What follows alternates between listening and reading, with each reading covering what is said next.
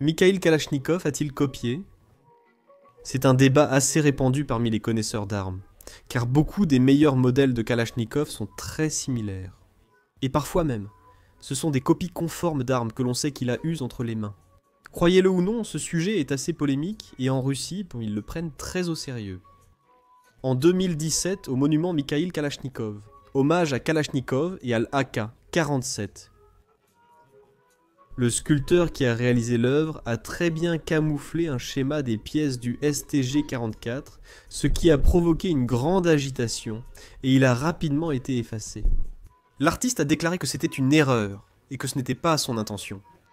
Mais c'est quand même une sacrée coïncidence que parmi toutes les armes du monde, il ait justement placé par hasard les pièces du STG-44 allemand. Comme vous pouvez le voir, c'est quelque chose d'assez complexe et polémique, et j'aimerais. Peut-on analyser certains designs de Kalachnikov pour voir s'il copiait d'autres concepteurs ou s'il était vraiment original? Kalachnikov était un concepteur conservateur.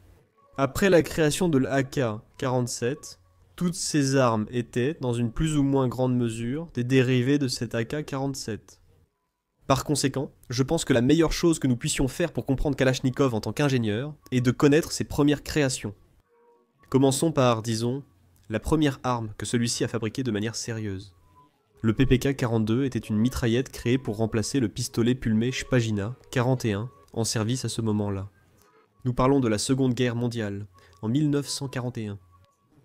L'armée rouge voulait une mitraillette pour remplacer le pistolet Pulmé Shpagina 41, parce qu'il n'était pas bien adapté aux besoins du champ de bataille. Les exigences étaient très simples. Il devait être plus compact que le pistolet Pulmé Shpagina 41. Pour fournir une arme adaptée aux parachutistes, aux éclaireurs, aux équipages de véhicules, etc., etc., etc. Il devait aussi être très simple à fabriquer, pour faciliter la production de masse et réduire les coûts. Le concurrent du PPK-42 était le pistolet Pulmé Sudaeva 42, qui, à l'avenir, serait le vainqueur de cette compétition. Les deux armes ont rempli la première exigence, en copiant essentiellement la crosse pliante du Machine & Pistol 40, mais seul le pistolet Pulmet Sudaeva 42 était simple à fabriquer. Le PPK-42 avait une conception à recul blowback qui utilisait la friction d'une vis hélicoïdale pour ralentir l'ouverture de la culasse. Cela aurait non seulement nécessité une ingénierie de précision, mais aurait aussi été sujet à l'encrassement, en plus d'utiliser des pièces qui n'est pas très optimales à produire, comme le chemisage du canon. Si l'on regarde bien le design du PPK-42, il semble être basé sur la mitraillette américaine Thompson, mais pas complètement, si l'on compare son fonctionnement avec celui de la mitraillette Thompson.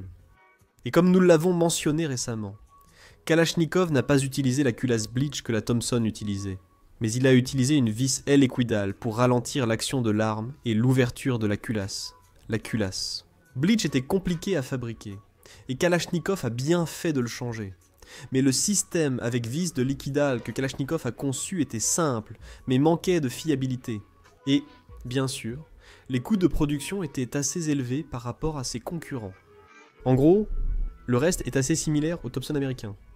On pourrait clairement dire que le PPK-42 étant une tentative d'amélioration du Thompson américain, visant à réduire son coût de production élevé. On ne peut donc pas affirmer que c'est une copie, mais cela dépend de l'interprétation de chacun. Fait intéressant, la mitraillette Thompson a été remplacée par la mitraillette M3, une arme assez compacte, très similaire à la Machine & Pistol 40 allemande. Sa production ne coûtait qu'une dizaine de dollars, bien moins cher que la Thompson qui coûtait 80 $. Il faut aussi analyser son arme emblématique, l'AK-47, souvent considéré comme le meilleur fusil d'assaut et le rival des armes réglementaires, 15. L'AK-47 a été conçu par Mikhail Kalachnikov, après son récent échec avec le PPK-42. Lors du développement de l'AK-47, Kalachnikov a utilisé des pratiques discutables. Si tu recherches bien, lors des concours de l'Union des républiques socialistes soviétiques, ont participé les premières versions et la version définitive de l'AK-47. Kalachnikov a eu recours à des pratiques peu éthiques pour obtenir la victoire, comme reprendre des caractéristiques des fusils de ses rivaux. Profitant du fait qu'en Union des républiques socialistes soviétiques, il n'existait pas de concept de brevet, car c'était un pays communiste. De plus, Lors d'une interview accordée au journal russe Live.ru en 2009, notre camarade Kalachnikov a reconnu avoir reçu un petit coup de main de nul autre que Hugo Schmeisser pendant le processus de conception de l'Avtomat Kalachnikova, Modernizirovani. Cet article n'apportait pas plus de détails, mais il a suffi à lancer les polémiques mentionnées au début de cette vidéo. Rappelons que Hugo Schmeisser fut l'un des principaux artisans du fusil d'assaut allemand STG-44. Et qu'une fois la Seconde Guerre mondiale terminée, il a reçu l'une de ces propositions que les Alliés faisaient aux scientifiques allemands, qu'ils ne pouvaient pas refuser. Les Soviétiques ont invité Hugo Schmeisser à participer au développement de nouvelles armes pour le bloc soviétique après la fin de la Seconde Guerre mondiale. Chaque participant au concours de l'Union des républiques socialistes soviétiques pour standardiser son premier fusil d'assaut avait accès à son propre STG-44. C'est pourquoi tous les prototypes lui ressemblaient beaucoup.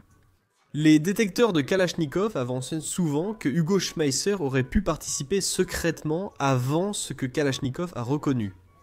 Même si, probablement, nous ne le saurons jamais avec certitude.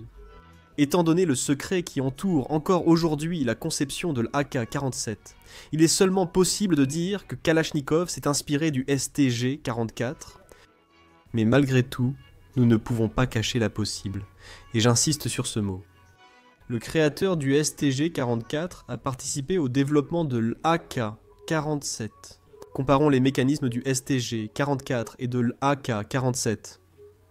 Les similitudes entre les deux sont très évidentes, mais il y a pas mal de différences.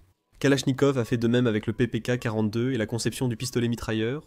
Thompson a amélioré la conception du STG-44 en simplifiant largement son mécanisme.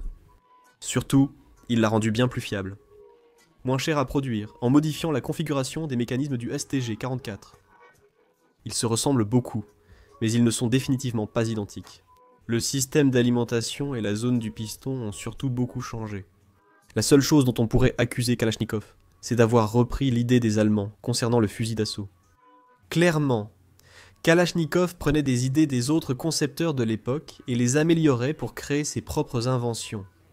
Mais ce que disent ses admirateurs, c'est que Kalachnikov était un concepteur d'armes très original et que le STG-44 n'a rien à voir avec la AK-47.